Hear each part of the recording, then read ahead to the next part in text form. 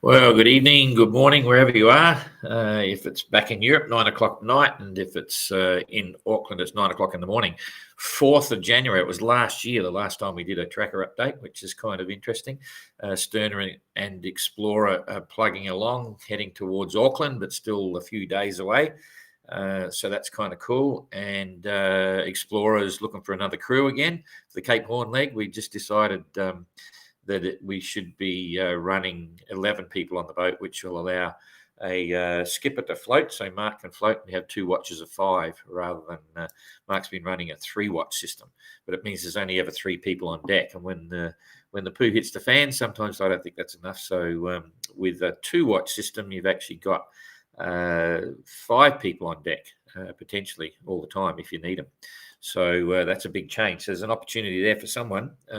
If you're up for leg 3, race around Cape Horn, just need to be experienced sailor and have a survival course certificate and be here as quick as you can. So that's kind of cool. Things are going to start ramping up now. The office is getting more and more active. It will be officially open from Saturday, but there's usually someone there every day doing something for a few hours. And then all the briefings start, safety inspections of boats. Most of the crews have been away on holidays. They're all starting to filter back now, so there's a bit of activity on the dock. And start day will be here before we know it. That's January the 14th, 2 o'clock in the afternoon. And the start line is directly off the Royal New Zealand Yacht Squadron, just in front of the bridge there. So it's very easy viewing if you're on the breakwater there. The boat's going to be right in front of you. So that's kind of fun. And then there's a rounding mark just down by the Royal Aquilana Yacht Club. They leave that to port, so it brings them in close along the foreshore there. So if you're in Auckland, you can follow it there. And Ada and I and Jane will be doing it live, of course, covering that from the start and then down the harbour a bit. And it'll be quite a fun day. The weather's got a lot better here now. It was a bit average over New Year and Christmas, rain, overcast and bits. So weren't exactly beach days, but the last couple of days it's all seemed to have rolled around. Beautiful blue sky, all that sort of stuff. So it's really cool. Oh, g'day, Kathleen. Glad you got us live. Been a bit random. There'll be a bit more, but we're still just following Explorer and Sterner. So there's not a lot to say every day, and everyone sort of can keep an eye on the tracker anyway. They're doing pretty well. We'll talk about it in a minute. Had a few issues with the weather, like no wind, or there's at the moment there's not much up there. So we're thinking I'll give you the ETAs in a minute. So what else can I tell you? Yeah, there's still just come on down if you're here. It's quite a great atmosphere on the marina there. So that's all good. Hope you had a good New Year. We were here for the fireworks and all that sort of stuff. It was quite interesting. And we've all had a few days off, which has been good before we get back into 24/7.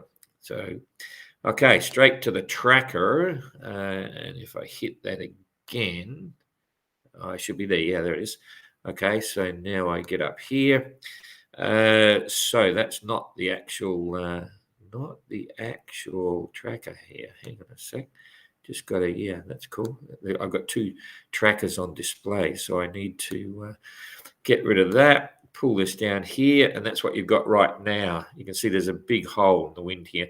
I tried to keep Explorer a little bit out to the right of the track, a bit to the east, but they were always tempted to head towards Rianga, and now it doesn't matter because there's nothing much there, but it's been a slow going for the last day as well. They're now doing 2.5 knots, and they're likely to be doing that for the next 24 hours. There's not a lot happening. Only did 111 miles yesterday, so in the last 24 hours. And as I say, when you're in the middle of the high, there's nothing you can do. Stern is actually looking a bit better. They're still maintaining 6 knots. They're running right along the bottom edge of the low, so they haven't really slowed up. So they're going to gain quite a bit of ground on Explorer right now.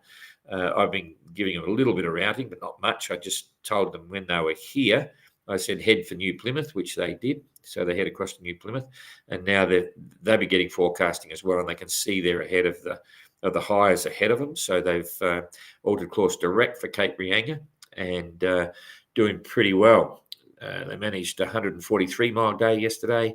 Conditions would be really mild, probably a 15-knot breeze. and smooth seas, really a couple of meters, so nothing at all.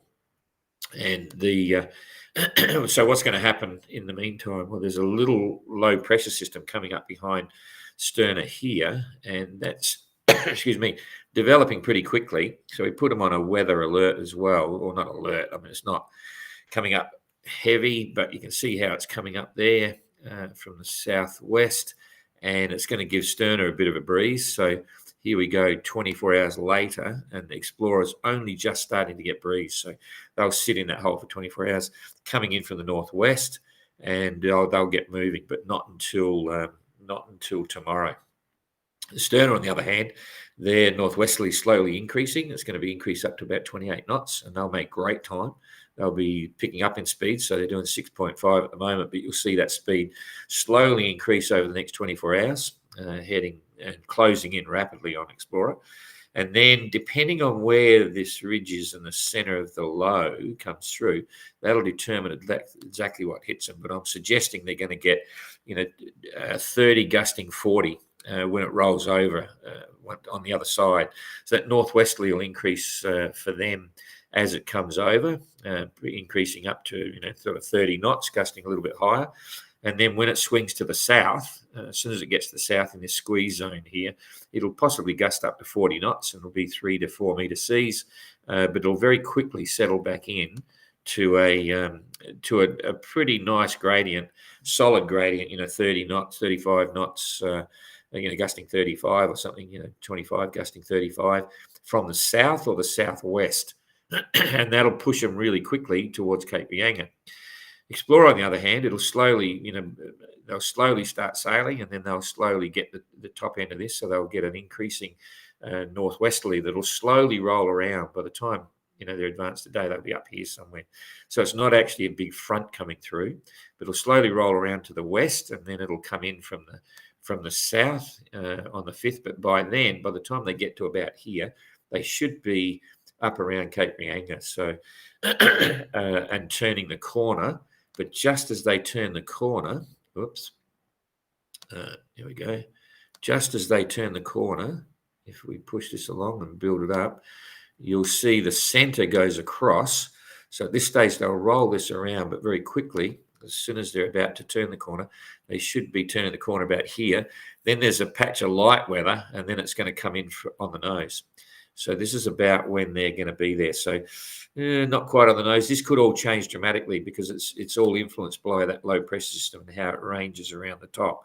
So I'm hoping that it doesn't go to a southeast and it'll stick more on easterly. That'll give them one leg. They'll be on port tack coming down the coast, but they may still get headwinds. It's a bit too hard to call this one because of the influence of that low. It could all change in 24, 36 hours.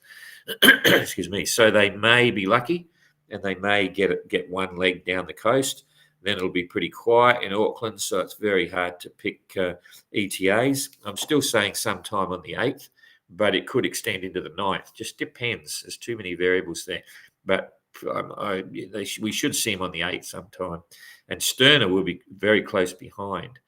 At the moment, if we measure this out, they're, excuse me, Sterna is 270 miles behind. I think you'll see that drop back to about 150 miles. So they'll only be a day behind.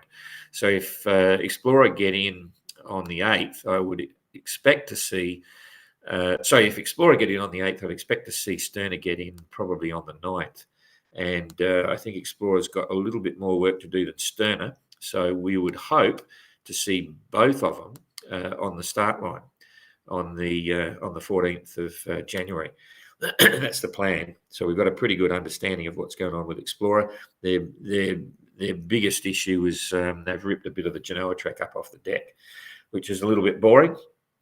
Excuse me. And there's absolutely no boat builders available here. So we'll be sorting that here with some volunteers and some help. We've got a boat builder that might be able to give us a hand, like a volunteer boat builder. and then we'll be using Marco and a couple others to sort that one. We've got an engineer sorted for the injector pump, so that'll be sorted, and we've got an electrician standing by just to do a couple of little odd jobs on the boat as well. So we're confident Explorer will be there, and also Sterner for the start, which will be great. So we'll be back to a full fleet of 13 boats, so that'll be fun.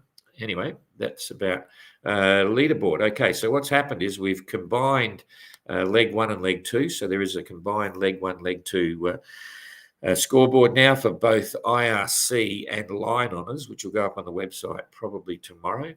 We've just got one more. The 2 boats have been awarded penalties, which I've mentioned before, which have to go in, and there's still one outstanding review on another boat on an issue. And once we've got that, we'll drop them in as well. Boy, got a frog in my throat. So that's pretty much as it's been standing anyway. And both Explorer and Sterner are not in the rankings on this leg, so nothing to change there anyway. I'll just come back here now and see what's happening on the comment side. Kathleen, been watching the Sydney Hobart in the meantime. Yeah, that was quite interesting. Great finish. Jeepers, quite crazy. Trying to get her the kiosk. Okay, hope to see you. Get that hat. We've actually run out of hats, but don't worry. I've kept 12 for special occasions, but we're not actually selling hats now. We ran out. We went through quite a few, but we've kept one for you, Kathleen. So no problem. Just make sure she tells Marco or Christine who will be manning that. Anyway, yeah, good day, Anne. Happy New Year to everyone there, Paul. Not a problem. Pete, did I really catch the live? You certainly did. And we'll do it again when they're just about to arrive, just to update everyone on ETAs. Hi, Nigel. Christine, merchandise for sale information brochure in the Auckland kiosk. Absolutely. Christine's our marvellous volunteer there, doing all that. So she's controlling, and there's a fair bit of it going through. So it will run out, but not for some sizes are getting low, but it's not too bad. So we've still got stuff there. What, you're out of hats? Yeah, make sure she tells Christine. We've kept 12 for VIPs and special occasions. Anyway, and you're one of those. So, yeah. Oh, g'day, Debbie. Yep. So Explorer will be down here soon. There's maybe 1 or 2 boats going to rendezvous off Apua on the Bay of Islands. There's a few people watching, some friends of Ryder on board. Our young Kiwi guy. He's meant to be here. He had his 18th birthday on board. Everyone's after him. The media are after him and everything. He's still not here, but he'll be here soon. So that's pretty cool. Okay, so that's about it. We will start ramping things up. We'll start doing photo galleries, interviews, and everything with the crew on lives on. Starting next week, and there's a lot going on. So get ready for the start. Thanks for that. We'll see you all soon.